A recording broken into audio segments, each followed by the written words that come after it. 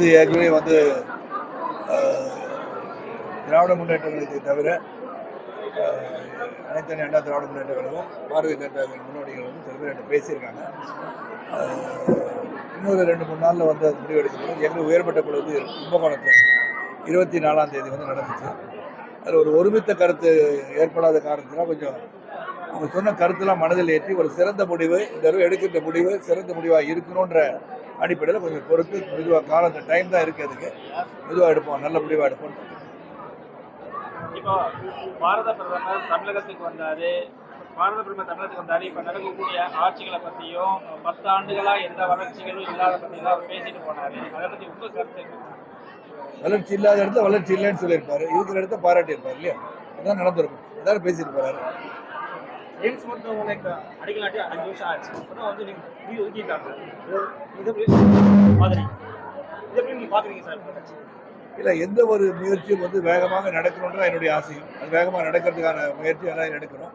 நான் ஏற்கனவே சென்ற ஒரு பத்திரிகையாளர் சந்திப்பில் சொன்னேன், இது வந்து பத்திரிகையாளர்கள் வந்து இருக்கின்ற கட்சி தலைவர்களை கேட்பதை விட மக்களாக நீங்கள் சொன்னீங்களே ஏன் செய்யலைன்னு கேட்கின்ற காலம் வரும்போது எந்த ஒரு திட்டம் அறிவிக்கப்பட்டாலும் உடனடியாக நடைபெறதுக்கான வாய்ப்பு இருக்குன்னு திருநெல்வேலியில் சொன்னேன். அதை பற்றி நாங்கள் தொழிற்போக ஆரம்பிக்கணும்னு சொல்லி கிட்டத்தட்ட 15 வருஷம் ஆச்சு, இது வரைக்கும் ஆரம்பிக்கல. நீங்கள் ஒரு புல்டோசர் தான் நின்றுட்டு இருக்கோம் நாங்கள் நெருக்கிட்டேன். அப்போ மக்கள் இந்த திட்டத்தை அறிவித்ததில் ஏன் செய்யவில்லைன்னு கேள்விகளை கேட்க ஆரம்பித்தாலே எல்லாம் சிறப்பாக நடக்கும் என்னுடைய கருத்து. தமிழகத்தில் மட்டும் இல்லை, தொடர்ந்து சதர்ன் ஸ்டேட்ஸில் கேரளா, ஆந்திரா, தமிழகம் இந்த ஊடுருவல் வந்து எப்படியோ வந்துடுது. அது வந்து நான் யாரையும் குறை சொல்ல, பட் இன்னும் கடுமையான சட்டங்கள் தீட்டப்பட்டு அந்த உடனடியாக காவல்துறை வந்து அது யார் பண்ணுறாங்களோ அது வந்து ஒரு பெரும் புள்ளியாக இருந்தாலும் சரி, யாராக இருந்தாலும் தண்டனைக்கு ஒரு தடவை கொடுத்துட்டாங்கன்னா அந்த இதுதான் நின்று போயிடும். இப்போ அந்த போதைப் பொருள் கடத்தல பெரிய பெரிய முக்கிய பொறுப்பில் உள்ளவங்க சில பேர் பெரிய புள்ளிகள் இருக்காங்கன்னு சொல்றாங்க, இது வரைக்கும் அது கண்டுபிடிக்கப்படவில்லை. அப்படி இருந்தாங்கன்னா அதை வந்து வெட்ட வெளிச்சமாக மக்களுக்கு தெரிவித்து விட்டால் அது சிறப்பாக இருக்கும்னு நான் நினைக்கிறேன். நம்ம எலெக்ஷன்ல நம்ம கட்சி சார்பில் எத்தனை சீட்டு கேட்டிருக்கோம், நிக்க போறோமா, எலெக்ஷன் தேர்தல் அதாவது ஏற்கனவே சொல்லிட்டேன், திருப்பி அதே கேள்வித்தானே. நாங்கள் முடிவெடுத்த பிறகு அந்த முடிவை தெரிவிக்கப்படும். இந்த முடிவை தெரிந்த பிறகு கூட்டணியில் எந்த கூட்டணியில் இருக்கிறோம், யாரை சார்ந்து இருக்க போகிறோம், யாரை வந்து ஆதரிக்க போகிறோம் தெரிந்த பிறகு நான் நிற்பது நிற்காதது தெரிவிக்கப்படும். இல்லையா, 10ஆம் தேதிக்கு மேலே ஆகும்னு சொல்றாங்க. தேதி அறிவிக்கும் போது கூட டைம் இருக்கு. கொடுக்கப்பட்ட நாட்கள் வந்து 15 நாட்கள் தான் தேர்தல் பிரச்சாரம் பண்ண முடியும். ஸோ அறிவித்த பிறகு நிறைய வேலைகள் இருக்கு, அதை பண்ண ஆரம்பிக்கும். எல்லா கட்சிகளுமே வேட்பாளர்கள் தேர்வு என் மைண்ட்ல இருக்கும்ல, நான் நிற்க வேண்டிய இடத்துல யார் யாரெல்லாம் நிற்கிறோம் நான் நினைச்சிருக்கணும், அவங்கள வந்து ஏற்கனவே தயார் நிலையில் தான் இருப்பாங்க. முடிவு செய்யப்படும் போது நிச்சயமா அறிவிச்சு. மெயினா வந்து நீங்க வந்து தேர்தலில் அதுவும் பொதுவா நீங்க பிரதான வாக்குறுதிகளா எதை கொடுக்க போறீங்க?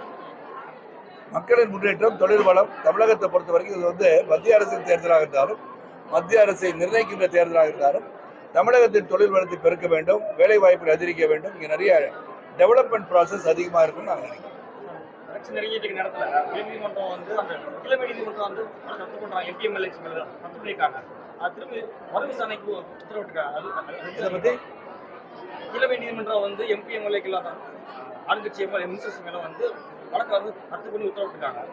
மறு விசாரணை பண்ணால் ஒரு அப்பீல் போய் கவர்மெண்ட் அப்பீல் போய் பண்ணுறாங்க. அதை பற்றி நீங்கள் பார்க்குறீங்க?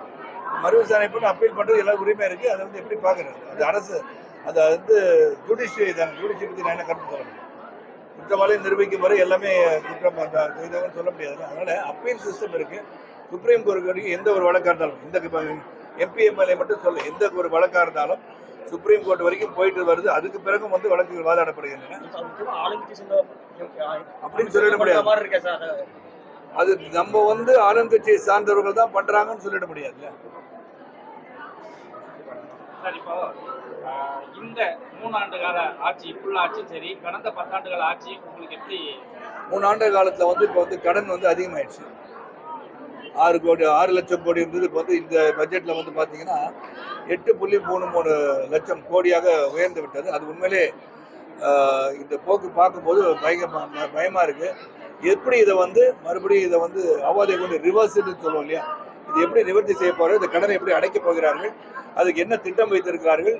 ஆனால் இந்த மாதிரி இருக்கும்போது தொடர்ந்து இலவசத்தை கொடுத்துட்டே இருக்காங்களே, அந்த இலவசத்தை தடுப்பறுத்த ஒரு முயற்சியாக எடுத்துக்கொண்டு மக்களை இலவசம் வேண்டான்னு சொல்ற உரிமை, அதாவது except for health and education, இதை தவிர பாக்கி எல்லாத்துக்குமே மிக்சி கொடுக்குறேன், கிரைண்டர் கொடுக்குறேன், கார் கொடுக்குறேன், பைக் கொடுக்குறேன், இதெல்லாம் நிறுத்துறது பெட்டர். கஜானாவே காலியாக இருக்கு.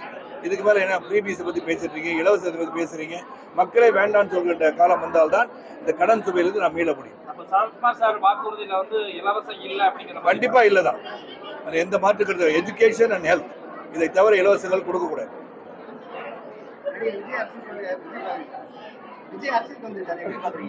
எப்படி பாருங்க, அரசியல் வந்திருக்கிறத பாக்குறேன். எனக்கு தெரியாது, நடிகர் சங்க கட்டிடத்துக்கு எனக்கு தெரியாது, நான் இல்லையா.